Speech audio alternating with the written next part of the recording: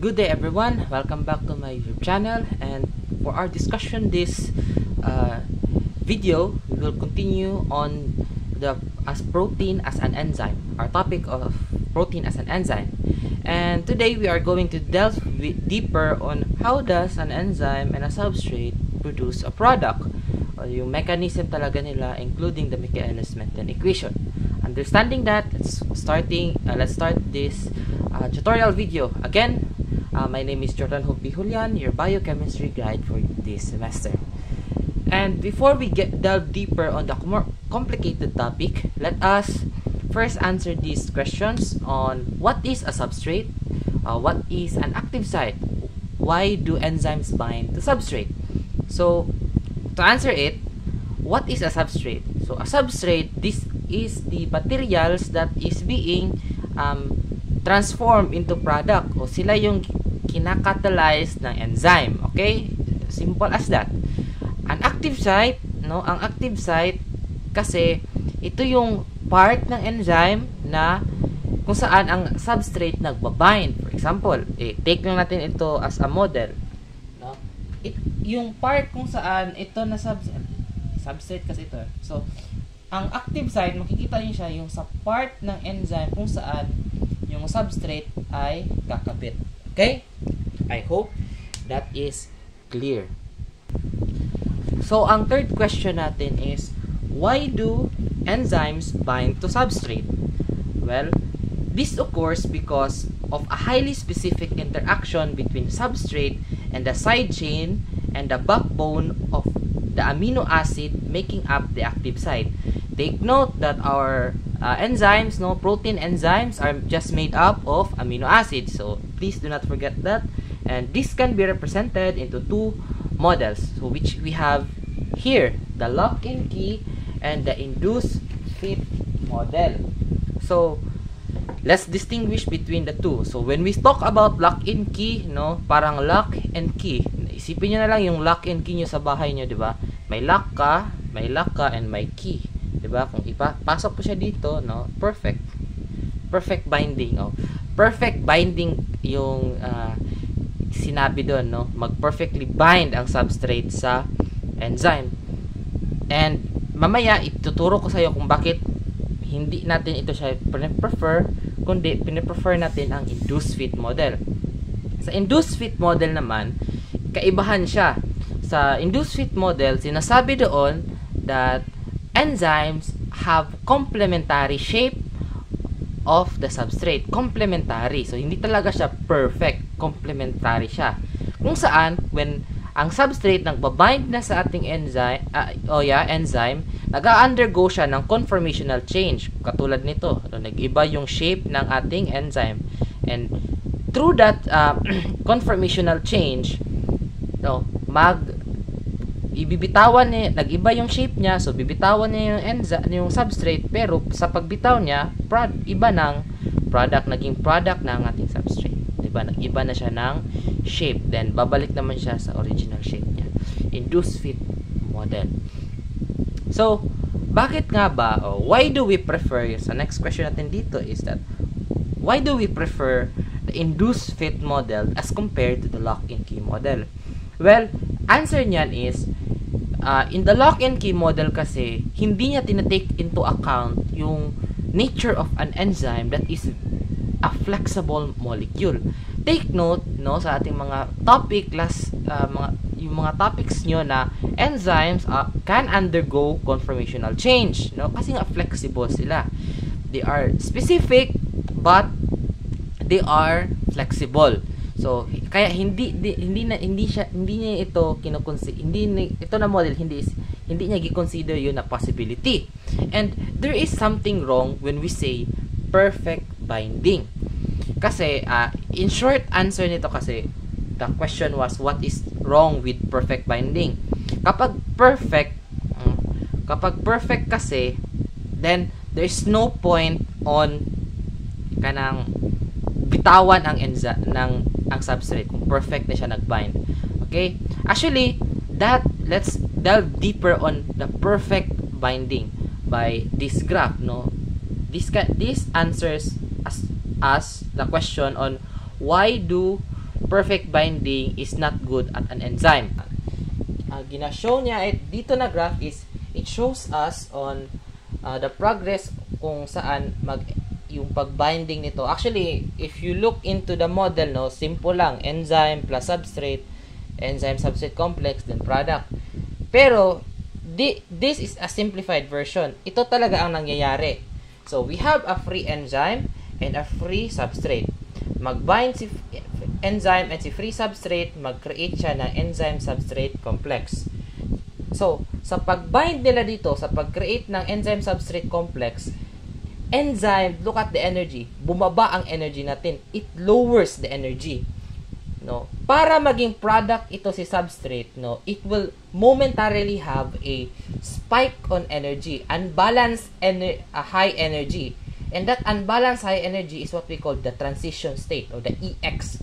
Then, that transition state, dito na nangyayari ang pagbitaw o pag-change ng ating substrate into our product. And sa pag-change nito, as it goes down, dito na binitawan ni enzyme si substrate. Substrate na naging product na. Nag-iba na, instead of substrate, naging product na si substrate natin. So, E plus P na ang dito. Momentarily, dito na gina-change ni enzyme yung substrate natin. And pagdating niya dito sa final stage, naging product na siya. So, what happens if perfect binding sila? So, kapag perfectly bind sila, balik tayo dito. Imagine natin, perfect binding ha. So, enzyme plus substrate, nag-bind sila. Naging enzyme substrate complex. Perfect man ito. Perfect naman ito pag-bind nila. So, what's the point? Mahirap na o hindi na bitawan ni enzyme si substrate.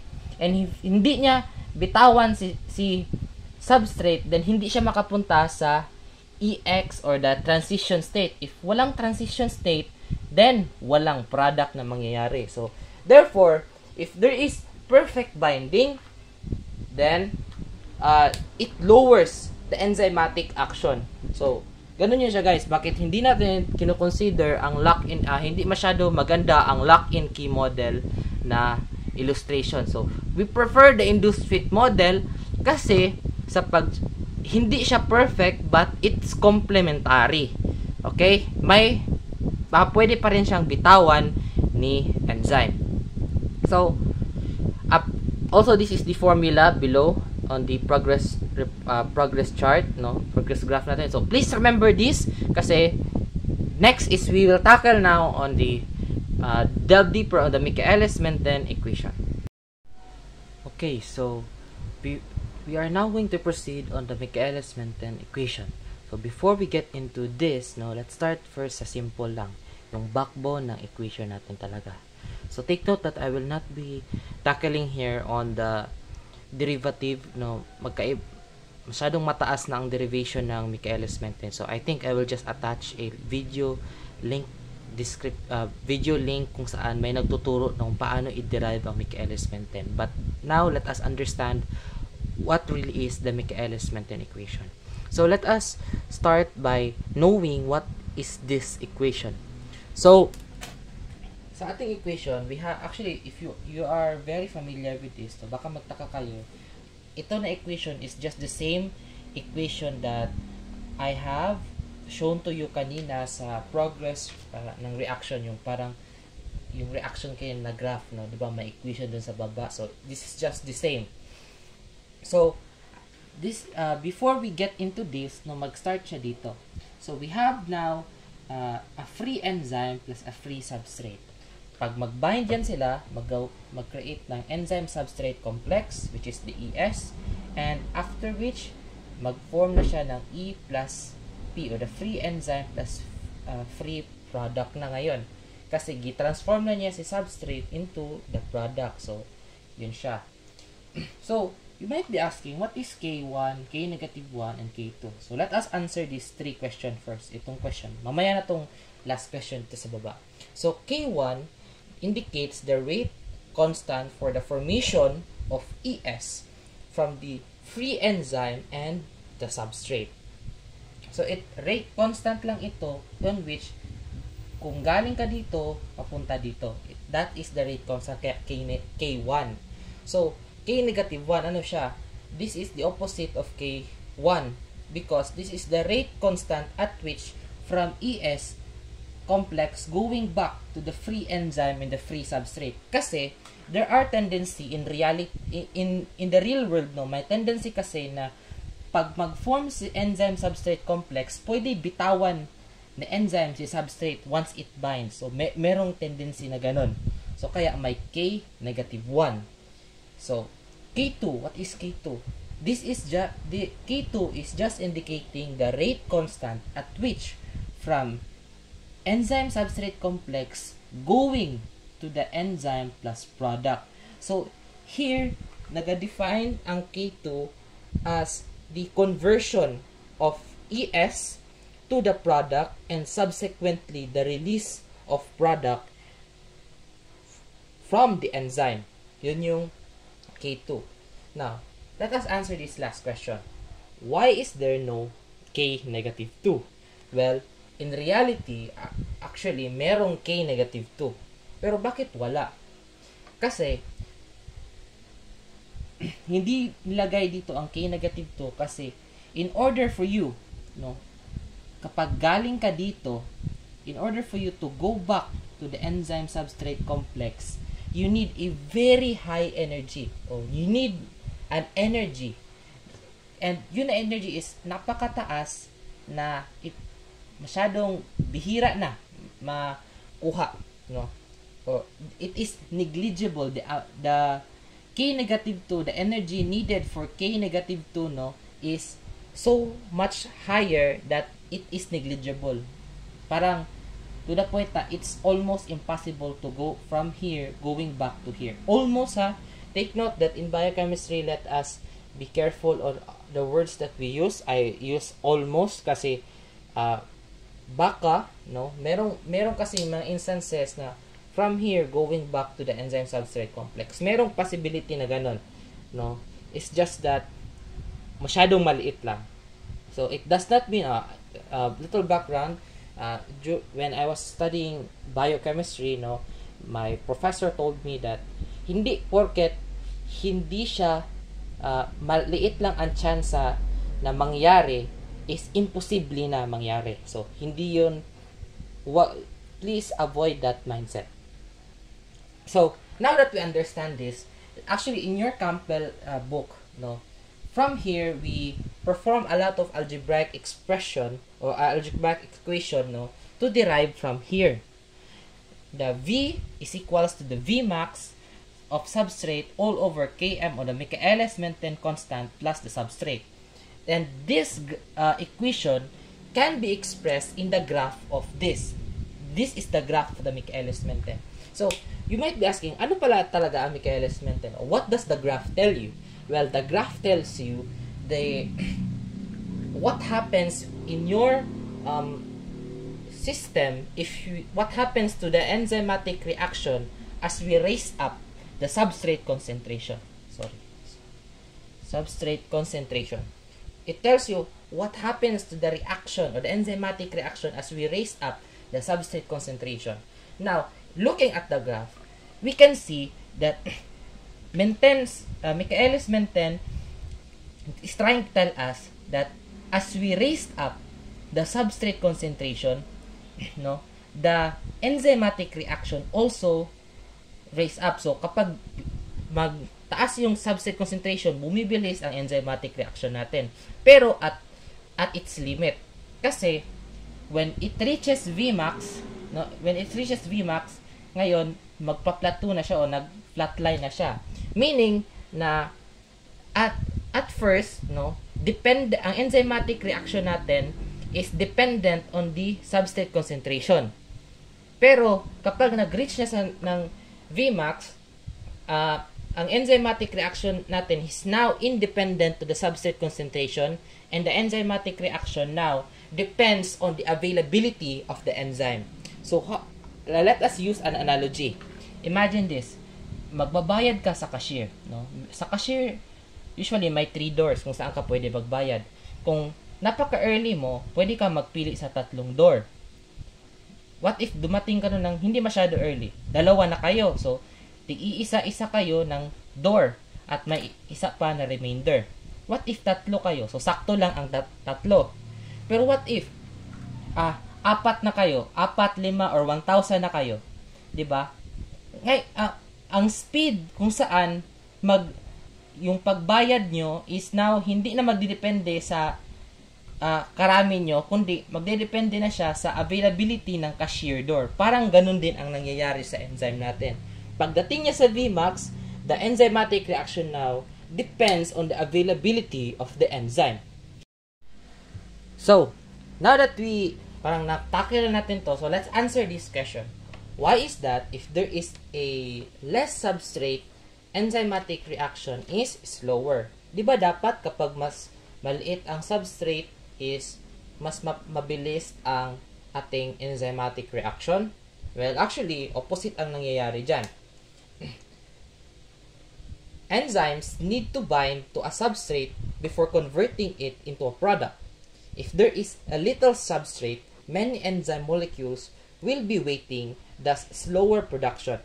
The analogy that I will use is imagine a factory with 10 workers making a toy. If one material arrived to make one toy, then 9 workers will be waiting. So, slow production of toys as compared to all workers are waiting. All workers are working. This concept is applicable to the concept of an enzyme.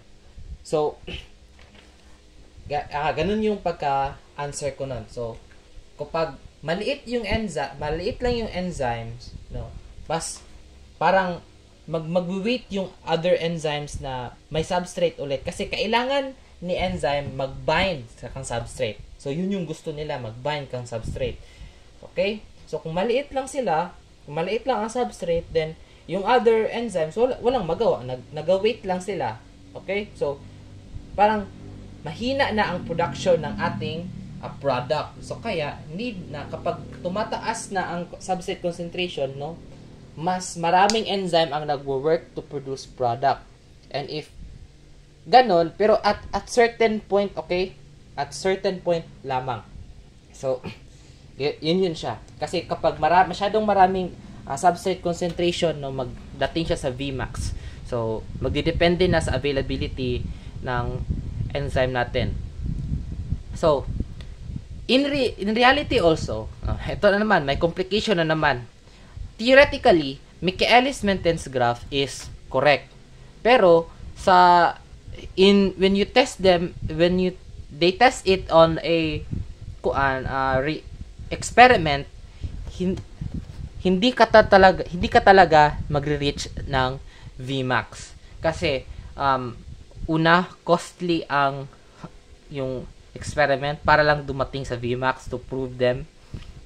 Second is there is some complication during it kasi kapag masyado ng maraming substrate concentration, hindi ka pa dumadating sa Vmax, dito ka pa lang nag-precipitate na yung mga substrate mo. So, hindi pa dumating dito, nag-precipitate na ang inyong mga substrate. So, hindi imposible din, di ba? Next is parang imposible talaga maka-reach ng Vmax. Okay? Una din, consider din natin ang enzyme use and substrate use. Okay? So, how did we know that Michaelis-Menten is correct? So, here enters the Lineweaver-Burke plot. Okay, this is what I am saying on the Lineweaver-Burke plot. Ito yung equation ni Lineweaver-Burke plot. Kung saan, ano ba yung purpose ni Lineweaver-Burke plot?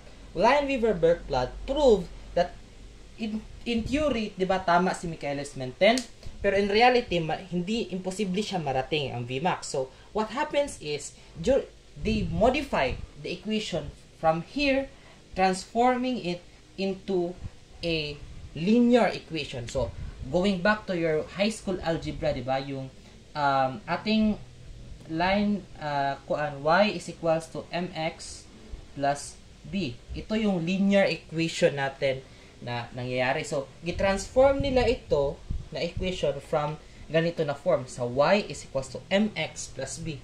While wherein, gitake nila ang half of Vmax, no? Gitake nila half of the Vmax, no? Modify nila ang equation.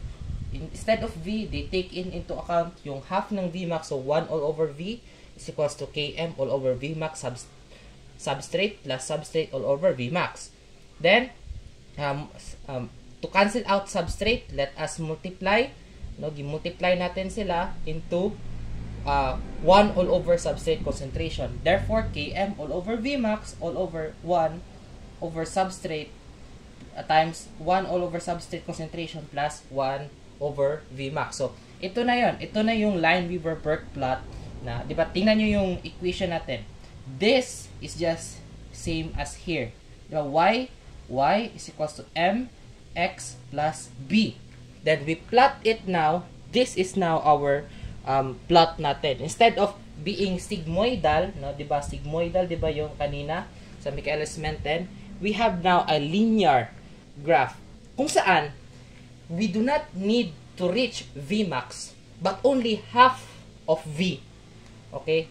We only need to reach half of V. So kapag nagdating na siya dito, alam na natin na sobra na, nag-reach na og limit ang ating enzyme natin. So, kinuha natin, ito yung slope natin, ito yung y-intercept natin, ang x-intercept natin. So, you see how ingenious it is, no? From a sigmoidal graph of Michaelis-Menten, we use mathematical equations, or we modify the mathematical equation of Menten to become a linear equation, a simple linear equation, to prove that in reality, theoretically and reality speaking, though, that as we raise up substrate concentration, enzymatic reaction raise up. But at one point, if sobra-sobra naman, no, the enzymatic reaction now will depend on the availability of the enzyme and not to the substrate concentration. So ito yung ating Lineweaver-Burke plot. So, again, ano ba ang purpose ni Lineweaver-Burke plot? If you are asked by your professor, it is to prove that the Michaelis-Menten equation is true in reality. And here it tells you that we do not need to reach Vmax. We only need to reach half of Vmax. Kasi gi-modify natin siya from a sigmoidal graph to a linear graph. So, that is the equation. We take into account 1 half of V, no? Kaya 1 all over V equals K, Michaelis constant over Vmax multiplied by 1 all over the substrate concentration plus 1 all over Vmax. This formation is the same as y is equals to mx plus b on our linear equation. So, dito muna magsa-stop ang ating part 2 on the proteins as an enzyme.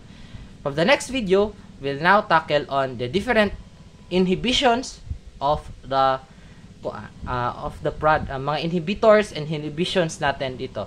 And also take note, guys, please familiarize yourselves with this graph. Kasi baka next video natin na I will be using this graph na, not the Michaelis-Menten, kasi yun nga, imposible siya mag-reach ng Vmax. So, yun. I hope if there's any question, no, feel free to comment down below and let us try to answer it. And as always, please like, share, and subscribe, and don't forget to study well. Again, I am your biochemistry guide for this semester, and wish you all the best on your prelim exams and mga prelim exams and prelim quizzes niyo. That's it. Jordan out.